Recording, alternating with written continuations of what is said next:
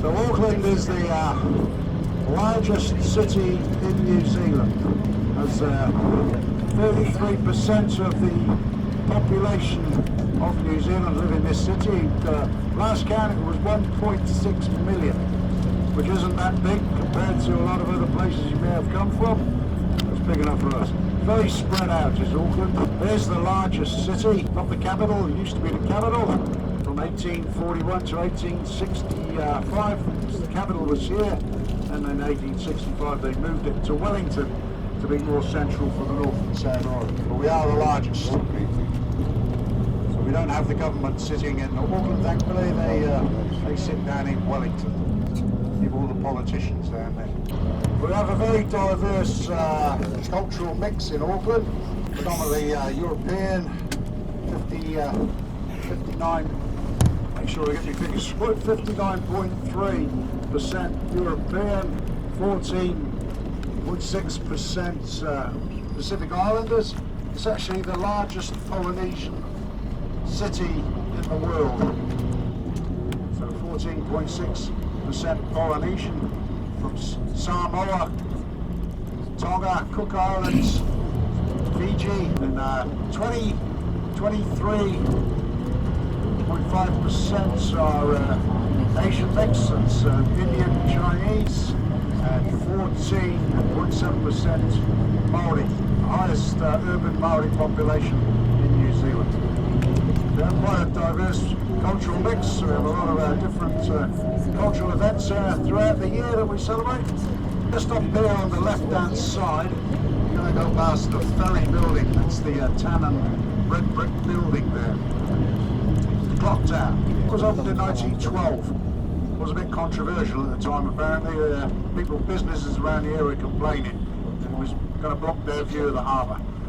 So you wonder what they'll think of today. Here's a rather grand building there. And that's where you get all your ferries. Go over to Devonport on the North Island from the ferry building. Ferries over to Waiheke Island out in the Hauraki Gulf there. That's the largest island in the Hauraki Gulf. About 40 minutes to go over there and back. Go back and forth to work in Auckland on the ferry. To the right there's Queen Street. That's the main street through the centre of Auckland. There's the precinct there. There's some shops. We're going to go past the ports of Auckland very shortly.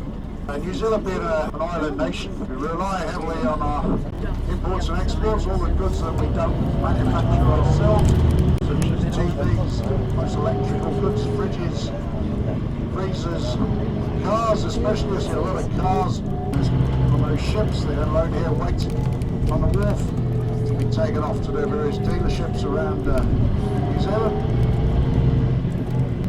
Most of our exports, we're well known for dairy products. A lot of timber gets exported from New Zealand. We've got big timber industry. Timber is exported up to China. And of course meat products, namely lamb. We have a total population in New Zealand of around 5 million now. And there's about 5 sheep for every person. And a lot of wool products exported out in New Zealand as well.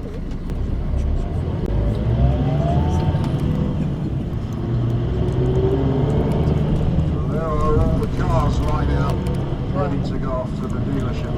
Shortly we will go past the container yard.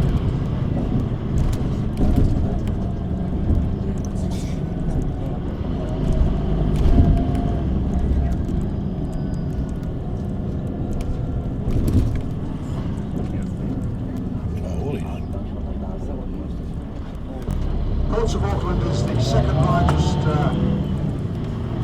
port in New Zealand. The largest is down in Tauranga, which is down the east coast, just south of Auckland. But Auckland is the busiest. And you'll see the container yard just up here on the left. These cranes that run around the yard here,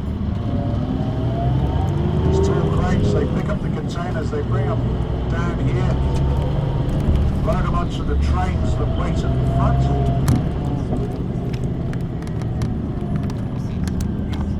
The train waits here for the engine to arrive to take them off to their various destinations. To the right of us is the Spark Arena. That's where the New Zealand basketball team, the Breakers, play their home games. But you get a lot of fans who are coming over to New Zealand. They perform in the Spark Arena there, very good venue for a live concert and also a sporting event such as basketball. So there are the containers on the trains waiting to be taken off. The trucks coming in and out of here every 5 minutes or so, bringing containers back, taking them away. So it is a very busy port, this one, ports of Auckland. Shortly we'll go past the very large cranes to the left and lift the containers off the ships, put them down on these other cranes that you see, these small, these tall ones, do the job, bring them around the yard.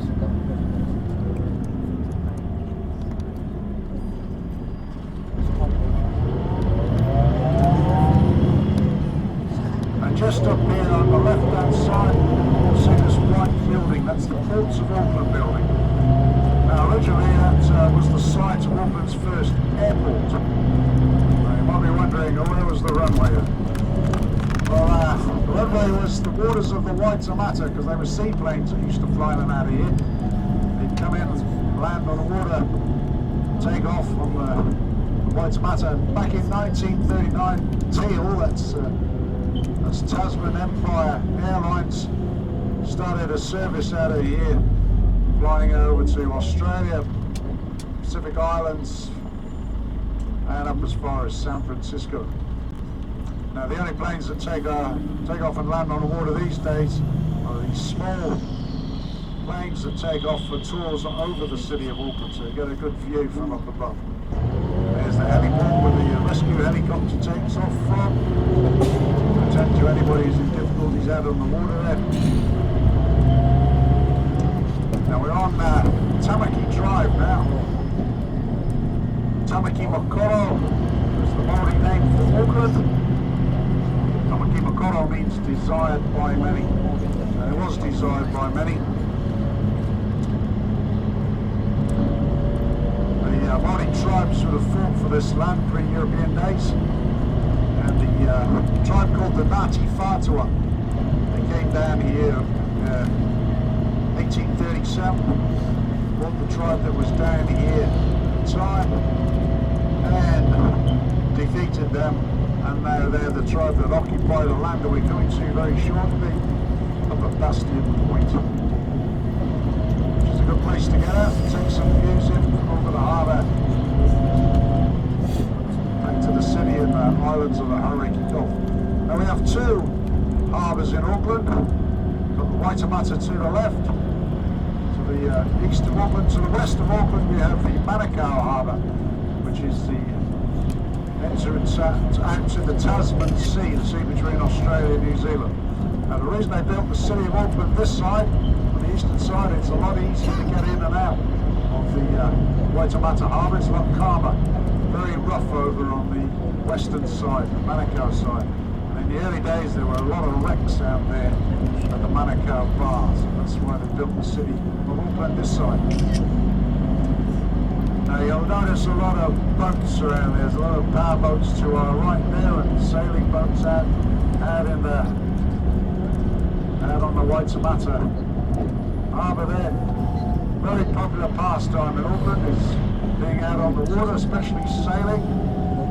The America's Cup has been held here since the early 90s when we won it for the first time. And it's usually raced out there in front of Rangitoto, that's volcanic island down there on the Hauraki Gulf. We'll talk about Rangitoto shortly. We won it again a couple of years ago, and for some reason the next year the racing is going to be up in Barcelona. So it really should be out there in the Hauraki Gulf, I think. Something to do with money. Because sailing is so popular in Auckland, Auckland is referred to as the City of Sails. Per capita population with the highest percentage of boat ownership of anywhere in the world is here in Auckland. And up ahead, we got another marina, Otahu Bay Marina.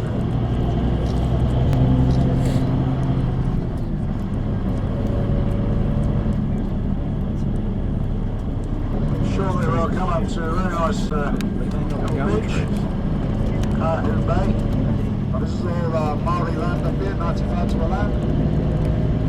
It's believed that the Māori arrived in New Zealand approximately 800 years ago. They believe one of their waka, that's the canoe, would have been pulled up on the beach you'll come to very shortly. And they would have eaten their kai moana, kai being food, moana being sea, probably on the beach. So they used to gather a lot of seafood down here.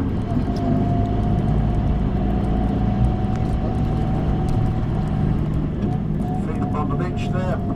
And just round here on the right hand side is where their marae would have stood. That's the meeting house and the rest of the village. But in 1953 the government decided they were going to build a park here, so they brought everything down, moved the tribe into the hills up in front of us, and all that was left was the old church and the graveyard that we're going to go past shortly on the right hand side. In 1977 the government decided they wanted to build some more exclusive housing up on Bastion Point. But this time the Ngāti Whātua people protested. They occupied Bastion Point for 508 days until they were forcibly removed.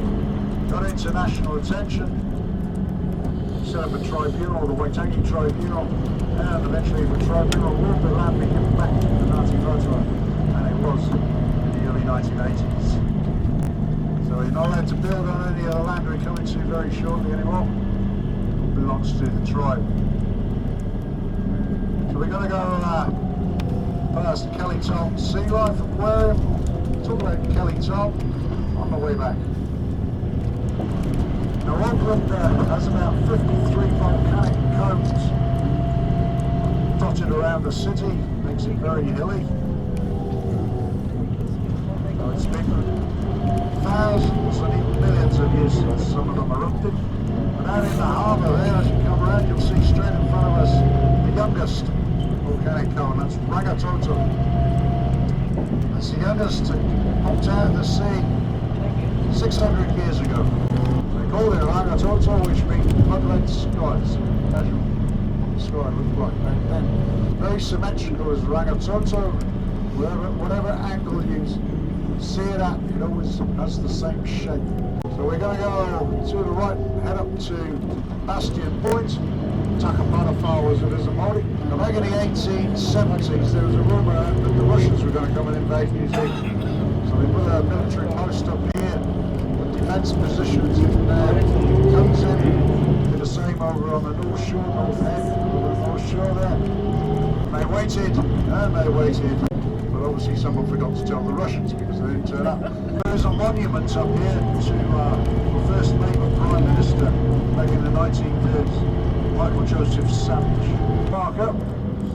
That's a very strange way to park the bus and unload. Zoom on a bit better than that one.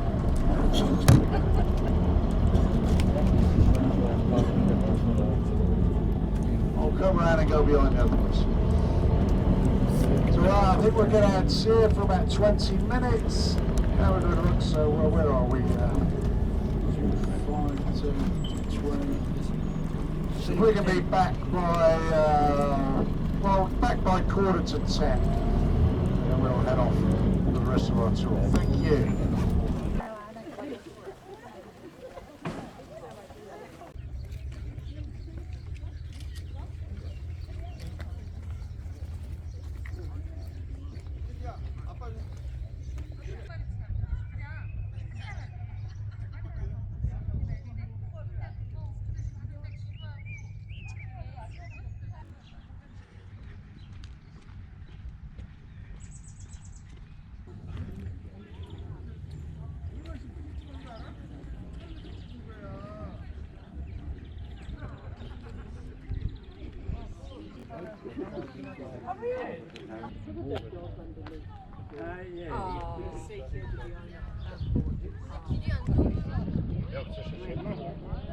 $50 on board credit. So as we come down, you'll see two more of the 38 volcanic cones around Auckland.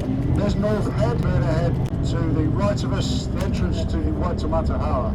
And behind North Head is Mount Victoria, actually named after Queen Victoria. The Māori name is Takaranga. In the Māori days, pre-European days, they used to build what they called a pā up on top of these looks like a Maori fort, and there were the ramparts going around, stockades going up to the top, so if you wanted to attack your enemy, you had to get through all that, and at the top you get a good view from up there to keep an eye on your neighbours. And behind Mount Victoria is the old suburb of Devonport, which is New Zealand Navy. So for a small navy they are kept quite busy. Now we're going to go past Kelly Tarleton Sea Life Aquarium, which we passed on the way to Bastion Point. Now, Kelly Tarleton was a marine biologist and a very keen diver, and he wanted people to see what he could see when he went diving. So underground here was the old sewage pipes that weren't used any longer, so he put perspex tunnels in and a conveyor belt you can stand on, and put all the marine life like sharks, stingrays, all various fish types, marine life down there. You can stand on the conveyor belt and go through and watch them all swimming by. There's also Arctic penguins down there.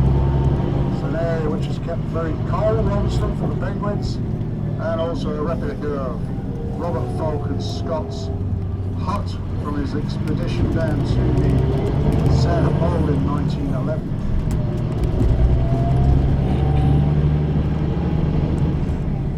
Now we're going to go past Okahu Bay once more. That's the beach.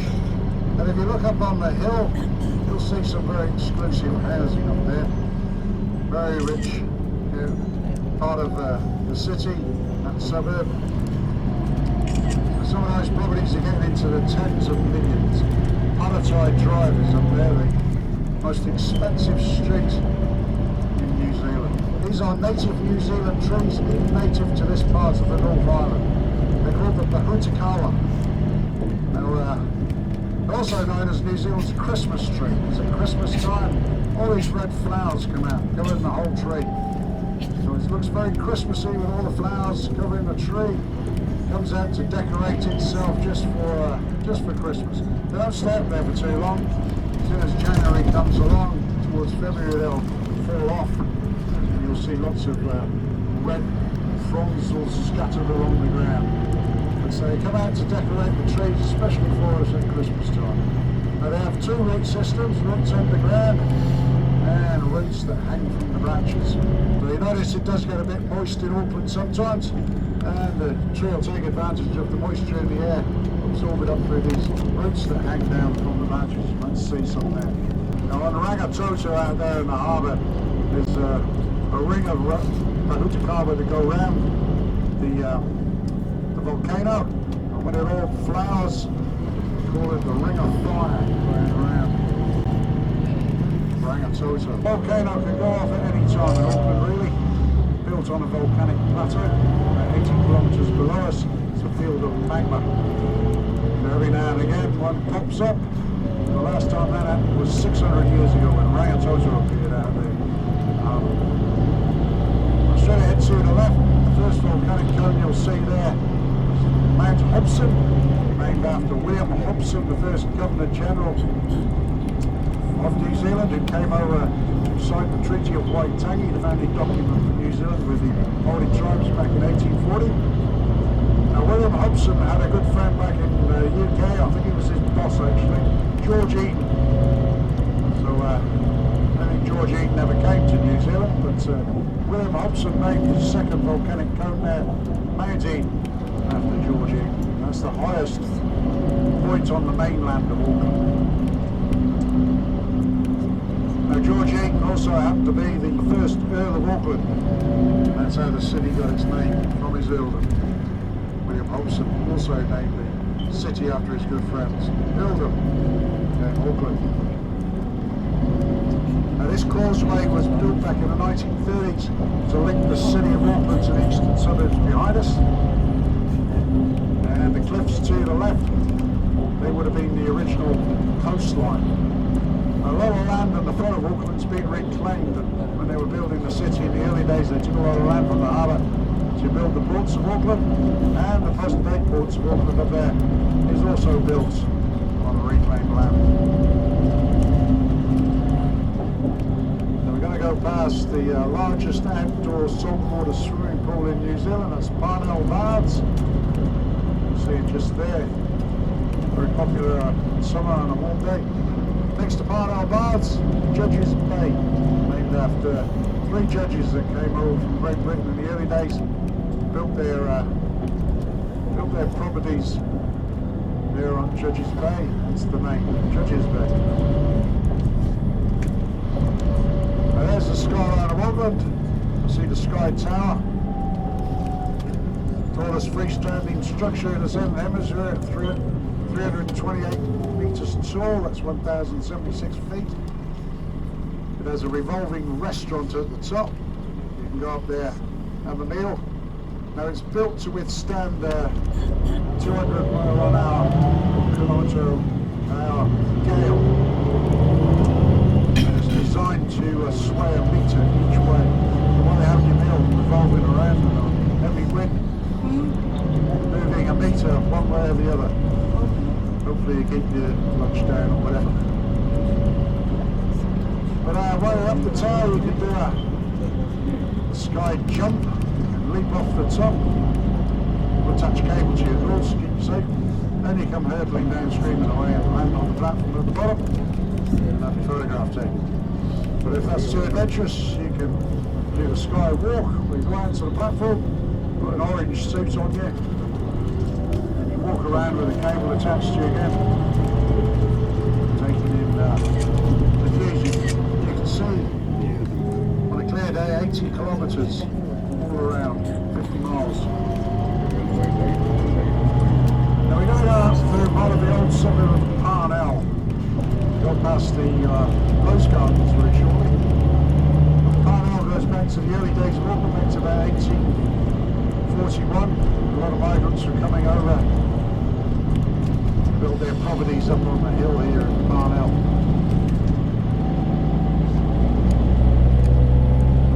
Past just to the left, Empire Roads, Rose Gardens, and there's quite a few variety of roses blooming in there. Unfortunately, we haven't got time to stop there at the moment.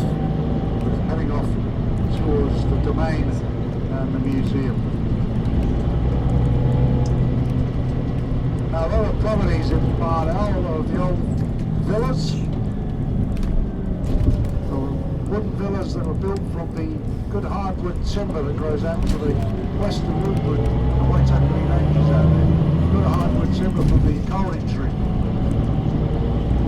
So kauri was used for just about everything in those early days, everything from building houses to furniture, even ships were built from kauri, especially the masts of ships. Trees are very straight, so good for building masts. But it did get a bit overused, so you're no longer allowed to cut a kauri tree down. They're protected these days, so they are being affected by a disease called kauri dieback. So a lot of bushwalks are closed down now up in the Waitakere Ranges to the west of Auckland. And the ones that are open, you've got to disinfect your shoes on the way in and the way out. Help protect the trees.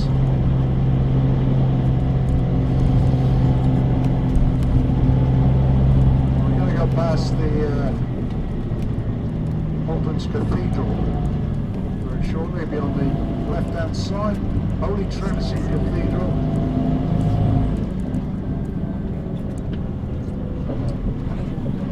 Now the main part was opened in 1977. So back in 2003, the front of it was added on. The entrance there with the stained glass windows, jagged roof.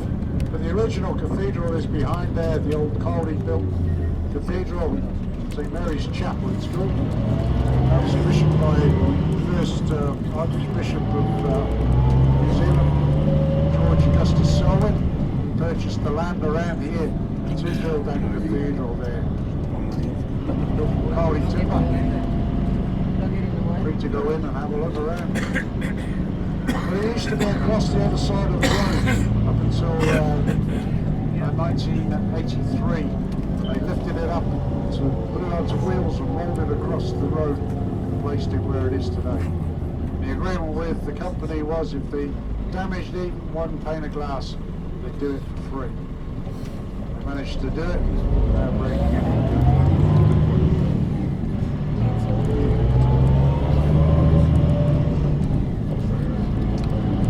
So we're going to go to the right now, up towards the Domain.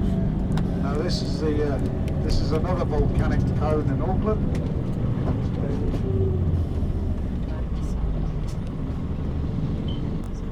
It's the Auckland War Memorial Museum. Auckland War Memorial Museum up there. Up in 1929 to memory of all those who died in World War I. Obviously they added on after World War II, and then it continued. There's a rear entrance there now that was completed a few years ago. You've got the front entrance and the rear entrance to the museum. It's not just military history in there, there's all sorts of history from around the world. But as we go around, you'll see above the windows engraved in the stone there are some of the battles that New Zealanders have taken part in over the years.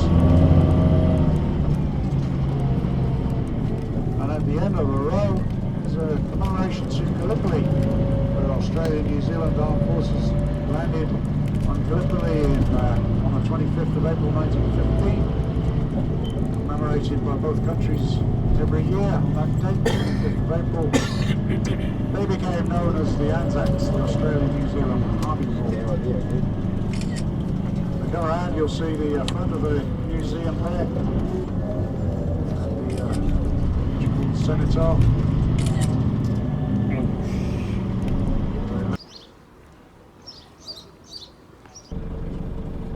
We're going to have another trip through the city and try and get across the harbour bridge.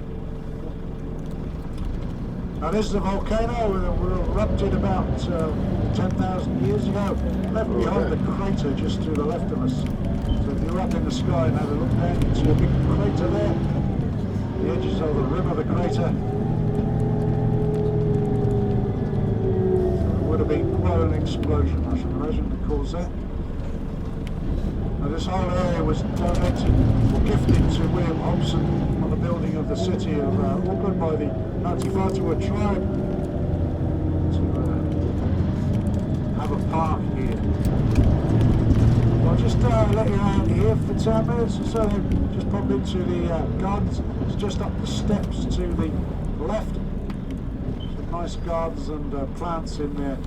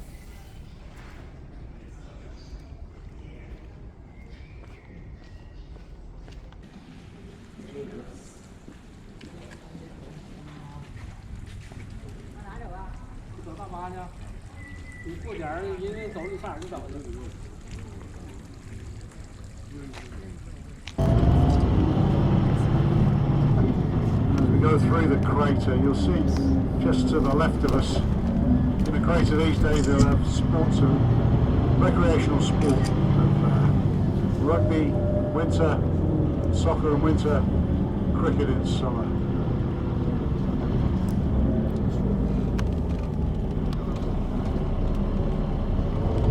That building just to the right of us, that's the Auckland City Hospital, which will go past the main part shortly. That's the building there with the chimney at the side. I'm not sure what the chimney's for, it does look a bit sinister sometimes. sure it's just for bit of rubbish.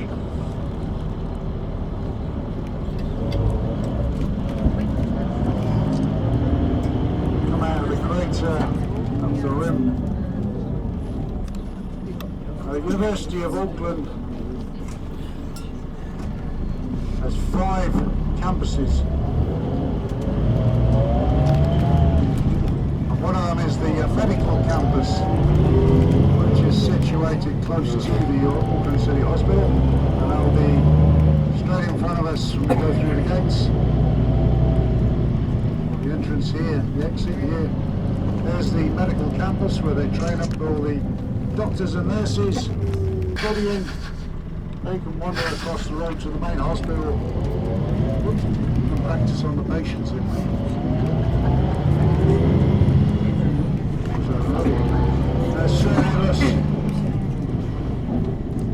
There's the original part of the hospital, that creamy coloured building. Next to it is the extension that went on about 20 odd years ago, increasing the size of the hospital quite considerably. They have a children's hospital within the grounds of the Auckland City Hospital, and that's referred to as Starship. They try to keep it a bit more friendly for the children. There's some very sick children that go through Starship. They try to create not so much a sterile hospital environment. I'm not going through a red light, I got the B. A B for the bus. Just me.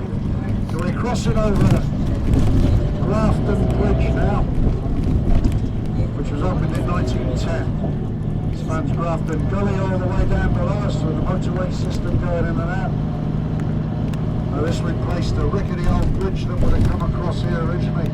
This bridge is pretty solid. It was strengthened about 13 years ago to make it earthquake proof. Not that we get that many earthquakes in Auckland. I've never felt one here really. So most of the earthquakes occur further south, down on the South Island. But at the end of the bridge is the old graveyard where William Hobson, the first Governor General, is buried.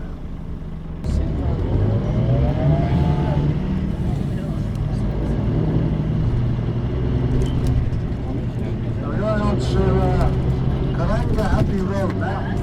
Now Karanga Happy is a Māori word. Karanga means call. Happy was the chief. Obviously they were calling the chief. So something or other. Maybe his wife was calling him to come and get his kite, his food. This used to be an old ridge, dusty old ridge that pre-European days the Māori would have walked up and down, heading off to Pukekohe or the domain behind us to catch eels in the ponds there, or plant their kumara, what everybody else in the world calls sweet potato. Used to grow a lot of kumara in the domain there. Karanga Happy Road, or K Road, has also had a bit of a reputation of being rather a naughty area, a bit of a red light district, so interesting sights on a Friday and Saturday night down here. How do you know? He's read about it. Did you hear that? He didn't. How do you know that? How do I know? I was told about it.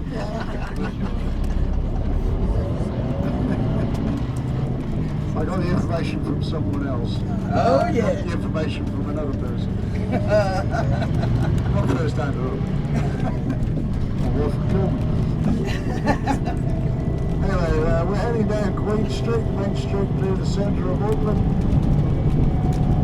Now this we've led down to a gully between two ridges, and originally there would have been a river running down the centre, going down to the water at the end there where your cruise ship is.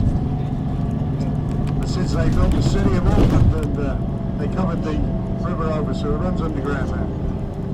But it still goes down to the water and enters into the Waitemata Harbour.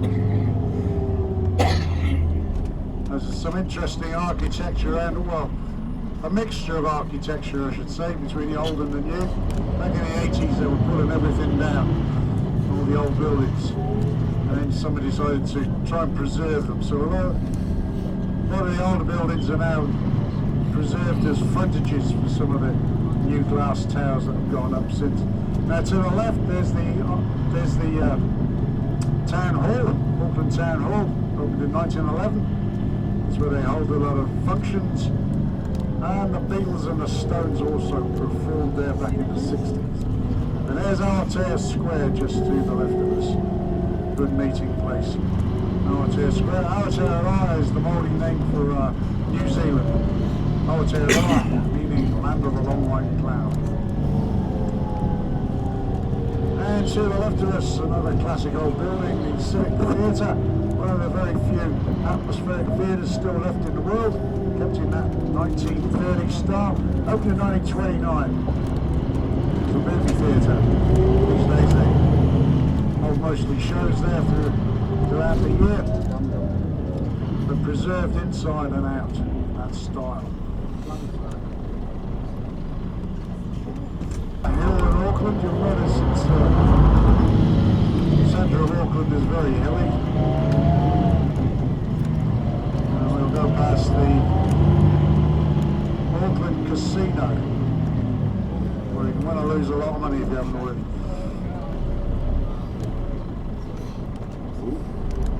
Situated at the bottom of the Sky Tower. And you go in there, they've got the All Black experience. They can go in and find out what it's like to become an All Black, what it takes, and you can stand in front of a screen, be in front of an All Black haka before a game to experience what that's like. There's also Unleashed, which is Weta Studios, where they produce all the special effects for movies such as Avatar. Take a tour in there as well. And we got a new building that almost finished. Straight ahead to the right there, that's a new conference centre.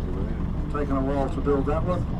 Unfortunately, a few years back when they were halfway through building it, they had to basically start again. But the good news is they didn't burn the pub down. That's the Albion. Straight ahead to the right goes back to 1871. One of the oldest hotels in Melbourne. We're going to head off to take a trip across the Harbour Bridge. Got time?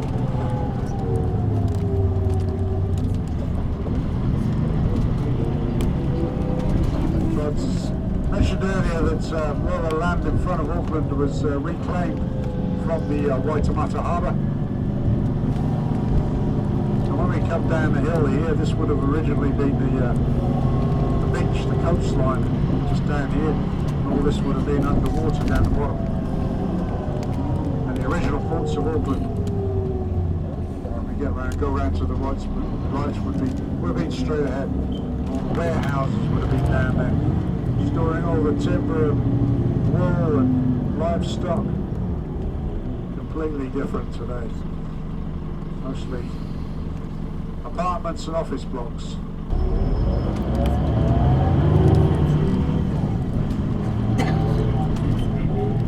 We've got past Victoria Park down here, just to the left, obviously named after Queen Victoria. Quite a few parks around here. There's Albert Park up by the university, named after her husband, Prince Albert, as the city was built within the reign of Queen Victoria. So straight ahead, originally there would have been all the warehouses down here storing all the goods, and as you can see, these days, it's all brand new office blocks, apartments, front, bringing in fresh produce from out there. The ocean, the fish and chips.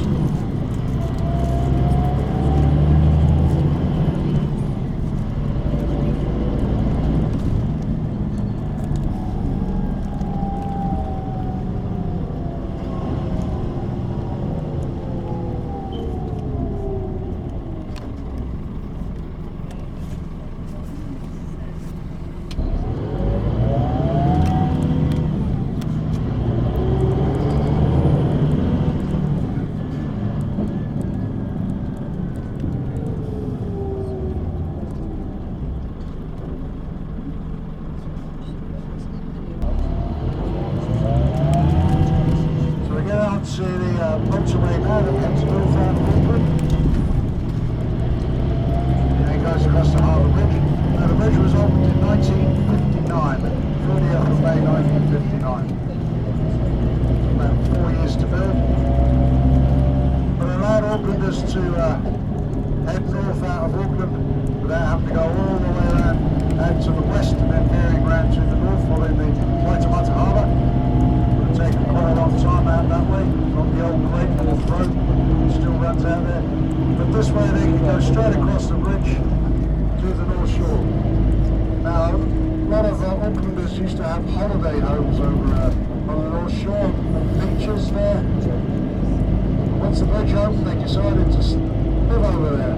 They could travel back and forth across the bridge, go to work, and it'd be like going on holiday every time they went home again. But a lot of people moved over there. North Shore grew very rapidly to where it is today, almost a city in its own right. The traffic increased quite considerably. Originally it was just 4 lanes, 2 going north and 2 going south. So they decided they needed to widen the bridge, 4 extra lanes on.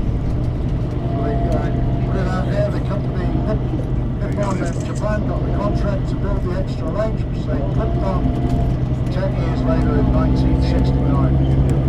Those are the clip-ons that we're heading up now. They got a movable barrier just to the right there. You can see the machine moving those barriers. So in the morning when everybody's coming across the bridge into the city to go to work, they'll move those barriers over so you got an extra lane. And then later on in the day when people start going back home again, they'll move them back again. The extra lane is this movable concrete barrier. To the right of us there, you'll see that red brick building over there, that's something that ochre coloured building. That's the Chelsea Sugar Works.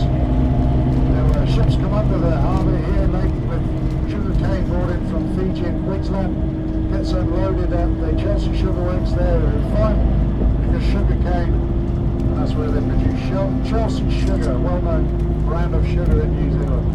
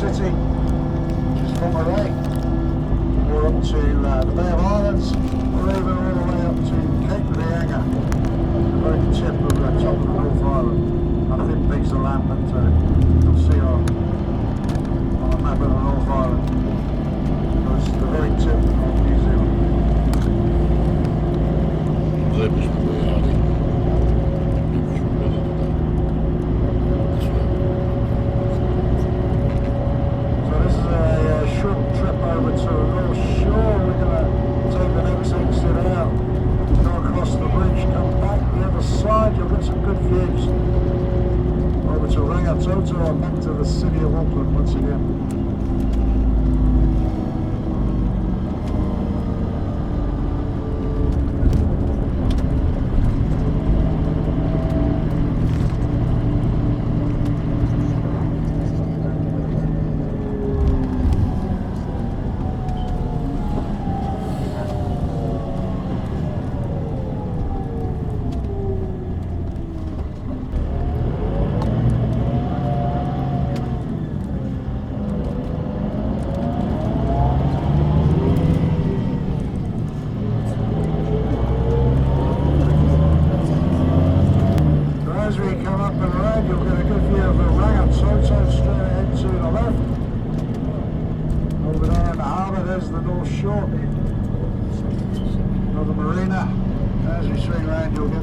Good view of this city skyline of Auckland, and also you'll see your cruise ship down there.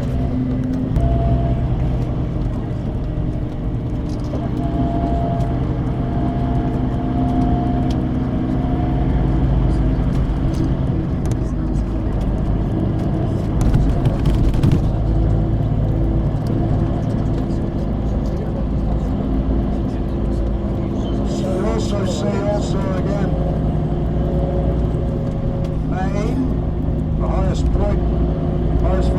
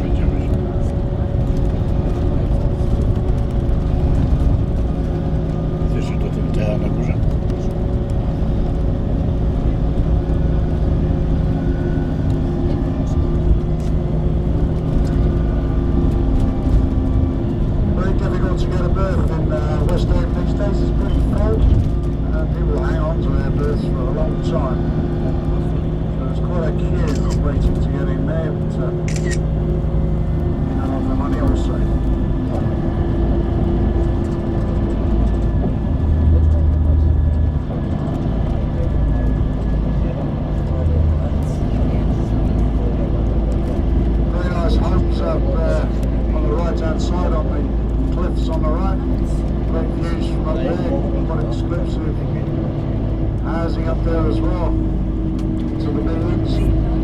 But we did have a lot of rain earlier on in the year. About 3 months rain came down in about 3 hours back in February. And there were quite a few slips around. I was lucky that some of those homes didn't end up down on the motorway here.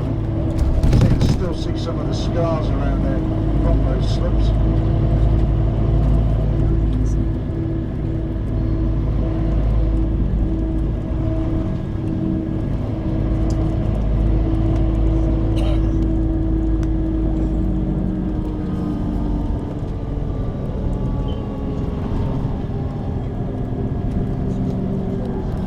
As we enter back into downtown Auckland. Now, as I said earlier, Auckland once was the capital of New Zealand. It wasn't the original capital, that was up in the Bay of Islands, where they signed the Treaty of Waitangi back in 1840. Now up there is a little place called Russell, but they made Russell the capital back then, but Russell was a bit of a wild place in those days. You wouldn't think of it if you went up there these days, but it was called the den of iniquity of the South Pacific. There were a lot of whaling ships used to congregate there from all over the Pacific. A lot of bars and all sorts of goings on there. Sounds like fun to me. But they also had a dispute with one of the Maori chiefs there, Honaheki. He had a dispute with some of the settlers. Wasn't too happy with things. And he used to cut the flagpole down. And at one stage he burnt the place down. So they decided it was safer to move the capital down to Auckland. That's what they did a year later in 1841. So it was here from 1841 to 1865.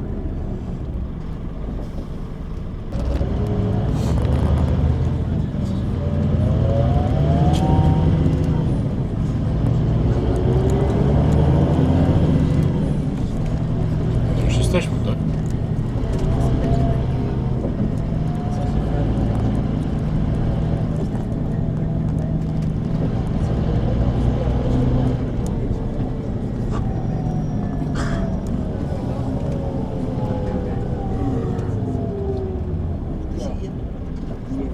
We're going to head back down towards Princess Wharf again, where your cruise ship is. Down here, when we go down to the bottom, the other second set of lights, to the left is the viaduct. Very good place, very popular in the evenings, people going out.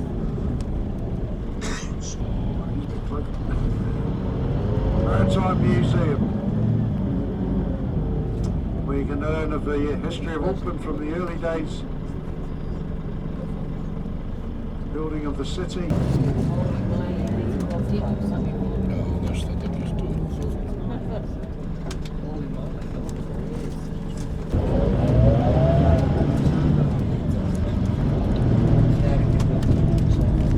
Okay, back down again, in one piece hopefully. Hope you enjoyed your tour around of Auckland. Enjoy the rest of your stay in the city.